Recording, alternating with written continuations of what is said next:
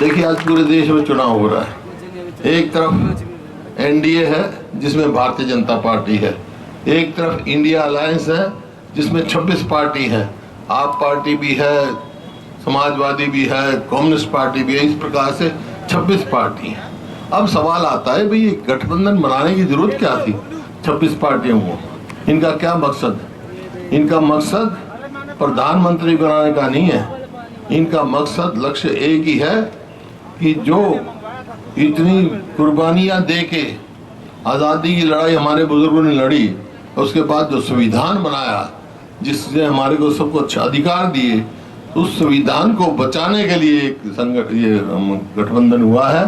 संविधान बचेगा तो प्रजातंत्र बचेगा, प्रजातंत्र बचेगा तो आपका अधिकार बचेगा, चाहे वोट का अधिकार हो चाहे कोई अधिकार हो।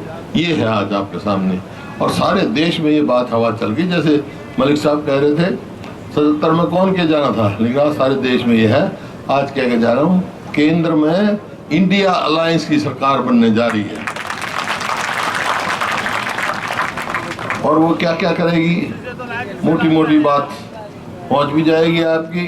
उन्होंने हर वर्ग के लिए फैसले कर रखे हैं। जो केंद्र का कांग्रेस का मैनिफेस्टो है, राहुल गांधी के नेतृत्व में जो बना है, वो ये है कि एक तो 30 लाख नौकरियां खाली हैं। ये कहते हैं 2 करोड़ हम देंगे, 30 लाख केंद्र की नौकरियां खाली हैं। तो वहाँ मैनिफेस्टो में लिखा है भाई सरकार आते ही वो 30 लाख नौकरी बच्चों को देंगे अपने केंद्र सरकार में। इसी प्रकार से जो बेरोजगारी है, जो डिप्लोमा होल्डर हैं, ग्रेजुएट हैं, इस किस्म के जो हमारे बेरोजगार हैं, उनको अप्रेंटिसशिप देंगे, 1 लाख रुपए साल का उनको देंगे ताकि वो अपने आप को काबिल बना सके अपनी नौकरी का। इसी प्रकार से महिलाओं के लिए है, महिलाओं को जो हर घर में जितने पीले कार्ड हैं उनमें घर में जो सबसे बुजुर्ग महिला होगी ना, उसको भी 1 लाख रुपया साल का देंगे उन्हें, ताकि वो इज्जत से रह सके।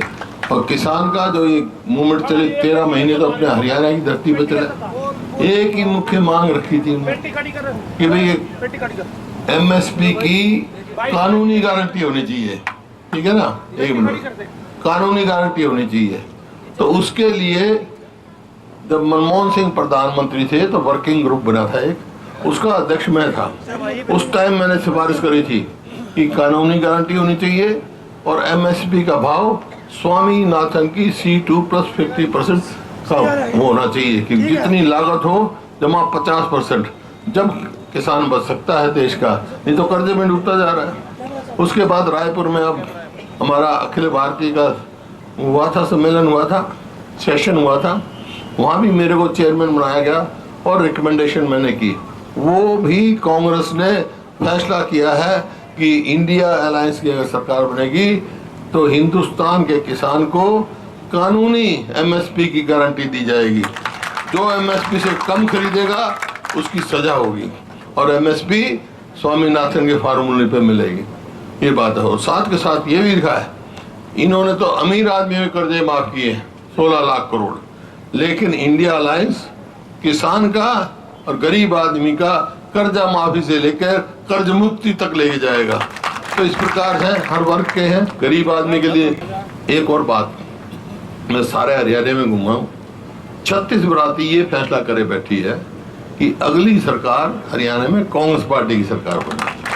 मैंने हर जगह सवाल पूछा है, आपसे भी पूछ लूँ, आगे कह दूंगा, भाई आप कौन सी पार्टी की सरकार चाहते हो हरियाणा में? कांग्रेस। हर जगह से जवाब आ रहा है। क्यों आ रहा है? क्योंकि 2014 में जब हमने सरकार छोड़ी ना, उस टाइम हरियाणा प्रति व्यक्ति आय में, प्रति व्यक्ति निवेश में, नौकरी देने में, कानून व्यवस्था में और खेल और खिलाड़ियों में पूरे देश में नंबर 1 था। आज किस चीज में नंबर 1 हो गया भाई? आज नंबर 1 हो गया बेरोजगारी में, आज महंगाई में और अपराध में। तो हरियाणा पिछड़ गया, इस वास्ते लोगों ने मन बना लिया। लेकिन वो बनेगी कब सरकार? जब बनेगी पहला कदम भाई लोकसभा का है। लोकसभा में ब्रह्मचारी जी को लाखों वोट से जिता कर भेज दो आप, फिर यहाँ हरियाणा में कांग्रेस की सरकार बन जाएगी। फिर आपसे पूछेंगे भाई कांग्रेस की सरकार बन गई तो क्या करोगे? इनने तो कुछ करा नहीं 10 साल। तो भाई हमने तो फैसले कर रखे हैं। और जो कहते हैं वो करते हैं। हमारी सरकार बनते ही पहला फैसला हमारा होगा कि अपने बुजुर्गों को 6,000 रुपए की पेंशन देंगे और गरीब आदमी का 300 यूनिट बिजली माफ करेंगे हम। और गैस का सिलेंडर जो है वो जो है 400 का था 2014 में, अब 1200 का हो गया। कांग्रेस की सरकार बनेगी तो 500 से ज्यादा उसको नहीं लगेगा। और जो ये तमाशा कर रखा है ना युवाओं के साथ, कौशल रोजगार निगम बना रखा है, वो क्या करता है, ठेके पे नौकरी देता है, ना पक्की नौकरी नहीं देता, ठेके पे। हमने तो ठेके सिस्टम बंद करा था, ये सरकार ठेकेदार बन गई।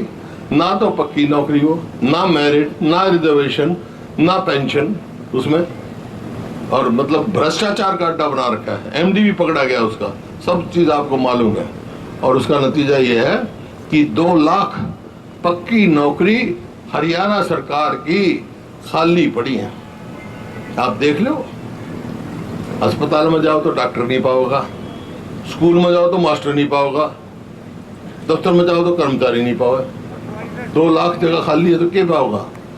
तो ये हमारा फैसला है, कांग्रेस की सरकार बनते 1 साल के अंदर अंदर 2 लाख बच्चों को नौकरी देंगे हम अपने पक्की में। खेल खिलाड़ी का आपने पता है इन्हें क्या किया, क्या स्थिति की है। जो हमारी पहलवान बेटियां जिन्होंने हरियाणा का नाम रोशन दुनिया में किया, उनके साथ क्या सलूक किया भाई, जंतर मंतर पे आज तक न्याय नहीं मिला उनको। तो हम तो भाई उनको न्याय देंगे। और जो हमारी पुरानी पॉलिसी थी, पदक लाओ पद पाओ, फिर से चालू करेंगे। और मोटी बात बताऊं, 4 लाख हमने 100 गज के प्लॉट दिए गरीब आदमियों को, 4 लाख हरियाणा में। भाई 10 साल हो गए इंडिया का राज करते हुए। यूं बता दो, एक किसी को प्लॉट दिया तो गांव का नाम बता दो, आदमी नाम बता। 10 लाख लोगों को हमने 200 लीटर की टंकियां टूटी बचवाई गरीब आदमी के लिए। ये टूटी नहीं लगा सकते, ये तो पार्ट्स गए, टूटी लगा नहीं है, लगा नहीं सरकार को नहीं। इंदा करा हो तो बता दो। तो ये हमारे फैसले हैं भाई इस बात में, जैसे मैंने कहा। लेकिन बात तो ये है, सारी बातें होंगी, उसका पहला कदम है लोकसभा। मैं तो एक बात कहने आया हूँ, आपसे मैंने पूछ लिया तो आपकी बात मैं मान जाऊंगा, आप मेरी एक बात मान जाओ। क्या कि ब्रह्मचारी जी को लाखों वोट से जिता कर भेज दो यहाँ से। थारी के बाद मानूंगा मैं, आज कह के जा रहा हूँ, इन्हें लाखों वोट से जिता दियो, मैं थारी सरकार बना दूंगा हरियाणा में। मंजूर है? हाथ खड़े करके बता दो। बहुत बहुत धन्यवाद। हमसे जुड़े रहने के लिए हमारे YouTube चैनल को सब्सक्राइब करें और नई वीडियो की नोटिफिकेशन के लिए बेल आइकॉन को दबाएं। अगर आप ये वीडियो Facebook पर देख रहे हैं तो लाइक जरूर करें और ज्यादा से ज्यादा शेयर करें। धन्यवाद।